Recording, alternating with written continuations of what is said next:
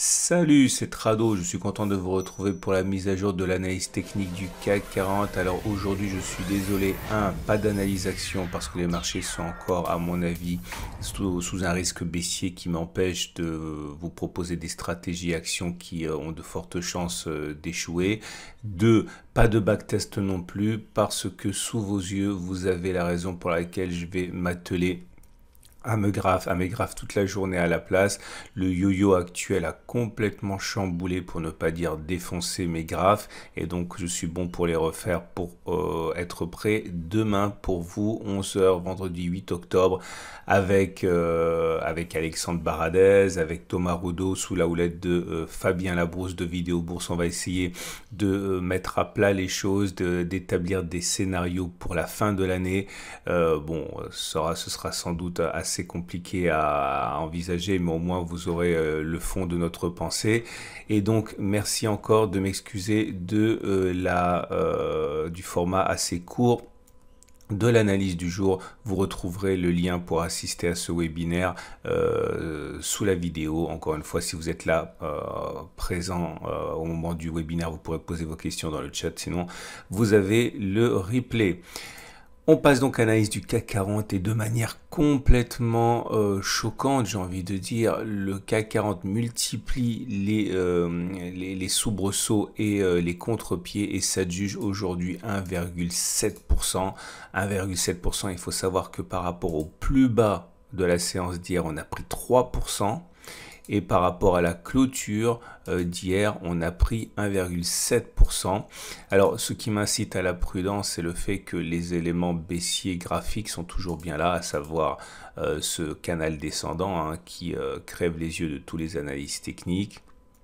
Et de toute manière, tant que l'on n'inscrit pas des plus hauts, on est toujours dans la fameuse loi de dos qui est une tendance baissière. C'est une tendance qui inscrit des plus hauts et des plus bas, de plus en plus bas. Clairement, regardez, un plus haut, un deuxième plus haut, un troisième plus haut, un plus bas, un deuxième plus bas. Vous voyez, tant qu'on est comprimé dans une sorte de canal descendant plus ou moins rigoureux, on est en tendance baissière. Clairement, ça veut dire que tant qu'on n'inscrit pas des plus hauts de plus en plus haut et des plus bas de plus en plus haut, c'est d'ailleurs le cas a priori, on est toujours en tendance baissière. Donc attention, des rebonds comme ça, il y en a eu beaucoup. Et voilà, on pensait peut-être que c'était terminé ici lorsque l'on a pris 3,4%, ou là, lorsque l'on a pris 5%. Donc voilà, à un moment, l'analyse graphique, l'analyse technique, ça sert à quelque chose, c'est d'avoir de l'objectivité au niveau de sa lecture émotive des graphes. Et là, pour l'instant, on ne peut absolument pas écarter la continuation de la baisse. Surtout qu'on va voir, il y a des éléments qui sont inquiétants. Même si, encore une fois, on le verra également, il y a des éléments qui sont très encourageants, à commencer par ce beau gap des 6511, 6545, pas de cotation entre les plus hauts de la bougie et les plus bas de la bougie suivante. Ça s'appelle un gap. Et s'il s'agit d'un gap de rupture, comme il y en a eu un ici, ou comme il y en a eu un là, eh bien ça laisse augurer d'une continuation de la hausse, au moins de quoi aller chercher peut-être le haut de canal. Nous avons également d'autres éléments à prendre en considération, notamment le chandelier japonais du jour, qui est bon, on va dire que c'est une bougie verte, donc on termine plus haut que l'on a ouvert, on termine également dans le tiers haussier, donc c'est positif. Regardez la bougie Aiki Nashi, quelle différence avec la bougie d'hier, puisque la bougie d'hier était encore rouge, la bougie d'aujourd'hui est verte, et puis surtout c'est une bougie verte qui n'a pas de mèche basse, donc une bougie qui est haussière. Pas de doute par rapport à ça. Les éléments techniques, notamment la moyenne mobile à 7 jours, montrent que maintenant, elle devient légèrement ascendante. Alors, quand on parle de tendance comme ça, il est peut-être, on va dire, prudent d'attendre une bougie de confirmation, parce que là, on vient juste inscrire notre première pente haussière. Donc, on va dire que la moyenne mobile à 7 jours indique que la tendance immédiate est plus baissière. On va dire qu'elle est neutre, mais avec un ballottage favorable au haussier. La moyenne mobile à 20 jours, attention, c'est un élément qui est très important. On vient de passer au-dessus. Donc ça veut dire que la tendance est générale est neutre, puisque on est bien au-dessus de la M20, mais la M20 descend. Attention, c'est pas la première fois qu'on le fait. Donc c'est simplement des éléments de rebond qu'on a en ce moment. On n'a pas non plus de garantie de tendance haussière. La moyenne mobile à 50 jours, bon, elle n'a pas d'orientation. on est en dessous, on va dire que la tendance de fond est neutre, mais avec ballottage favorable toujours au baissier, hein, puisqu'on est en dessous de cette M50 qui est plate. Par contre, et ça a été le cas pendant toute l'attaque baissière, vous voyez, à aucun moment on est passé en dessous de la M200, donc la tendance de long terme est toujours haussière. On avait, alors c'est marrant parce que bon, le SAR il est toujours baissier, hein, il faudrait dépasser les petits points rouges pour qu'on soit en tendance haussière pour le SAR. Alors vous allez me dire, ouais maintenant il y a plein d'éléments qui disent que tendance est baissière ou tendance est haussière. Encore une fois, moi j'ai un boulot qui est pédagogique dans ce site et dans ces vidéos. Je ne suis pas en train de vous donner des conseils d'achat ou de vente. Je vous montre comment l'analyse technique constitue une boîte à outils qui peut vous aider. Moi, ce que je vous incite vraiment à faire, si vous êtes débutant ou si vous n'avez pas trouvé votre style de trading, c'est de créer un système, de créer un microcosme, de créer un ensemble d'éléments qui vont vous donner la tendance et des signaux. Évidemment, je ne traite pas avec tous les éléments que je vous propose. Il y a beaucoup d'éléments que j'ai laissé tomber parce que j'ai pas d'affinité avec eux, mais dont je sais qu'ils sont efficaces car ils sont traités, ils sont utilisés par des copains, des amis, des relations traders que j'ai qui ont un système qui est complètement différent. Ok, moi je vous propose une boîte à outils, je vous explique comment les outils fonctionnent, mais après vous êtes libre de travailler avec les outils que vous voulez. Donc effectivement, il y a des éléments qui disent que la tendance est haussière, d'autres qui disent qu'on est en situation de retournement, d'autres qui disent qu'on est en tendance toujours baissière.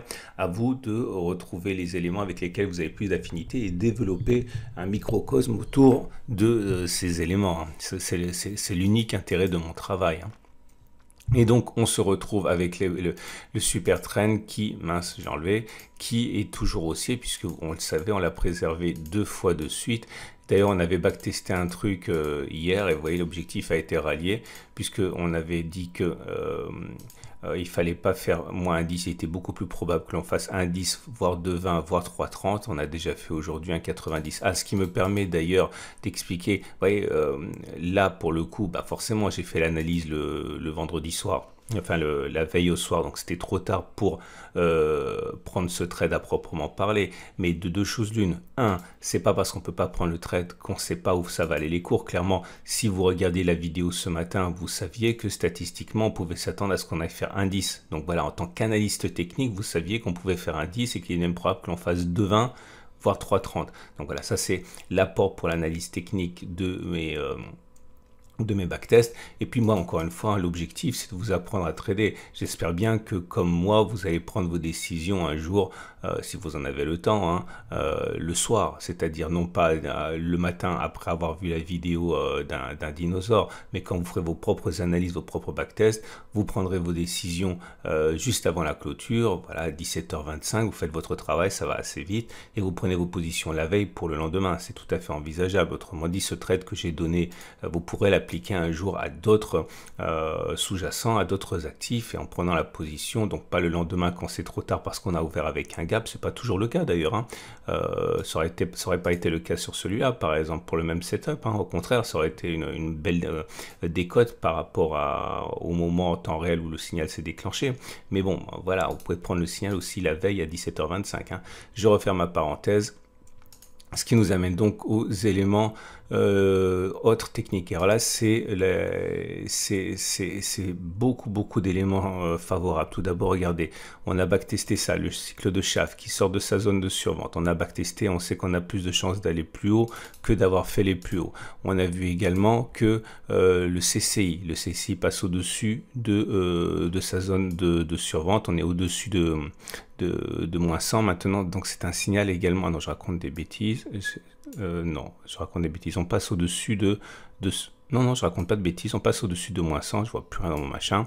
Donc c'est un signal également qui est haussier. On a backtesté. Le stochastique qui passe au-dessus de son signal. Ça a été backtesté. C'est positif. Attention, j'ai déjà expliqué ça et c'est très encourageant. On a une divergence haussière cachée de MACD. C'est-à-dire que, vous voyez, on a fait des plus bas sur le MACD.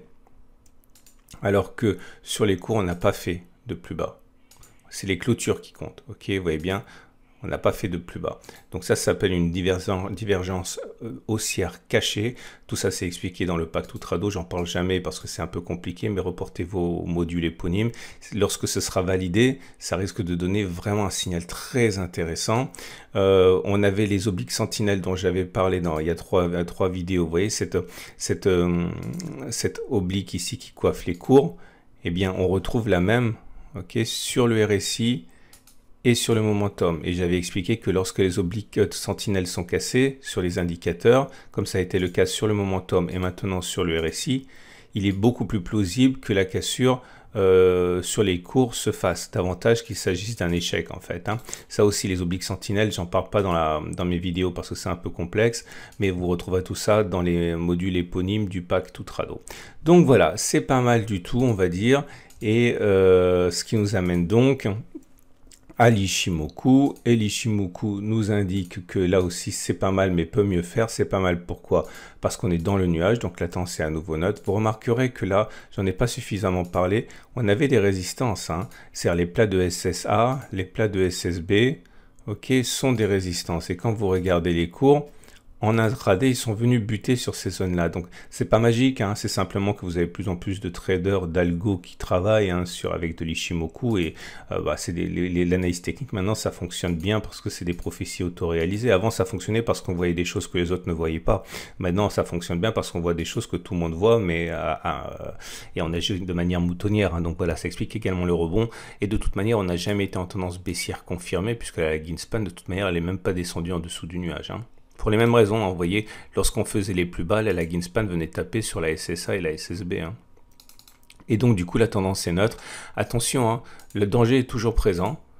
On n'a pas de twist à la hausse, donc pour l'instant, on peut toujours envisager d'aller chercher, j'ai déjà expliqué, les 6258. De toute façon, vous avez toujours des éléments qui vous disent hausse, toujours des éléments qui vous disent baisse. Contentez-vous d'avoir des choses que vous avez backtestées, qui vont dans le sens de votre conviction et qui ont un bon ratio gain-risque, et ça se passera bien. On termine avec les trades du jour, et les trades du jour sont toujours les mêmes. Si vous êtes haussier, bien, vous pouvez envisager des choses qu'on a backtestées par rapport aux outils que j'ai mentionnés. Si vous faites le pari, par exemple, que l'on n'ira pas en dessous de 2,80, de 3,38, maintenant qu'on a eu ces signaux, vous visez au moins 3,38. Voilà, vous avez 4, voire 4,5% d'objectifs. Voilà, ça se tient. Donc c'est un trade possible à la hausse. Moi, vous le savez, dans ce format-là, je n'achète que sur support et sur cassure de résistance. Donc j'ai déjà expliqué que je rentrerai un tiers ici, un tiers là si on y va avec le même objectif, mais pas autrement. Contrairement aux analyses actions, je ne rentre pas ailleurs que sur support ou franchissement de résistance.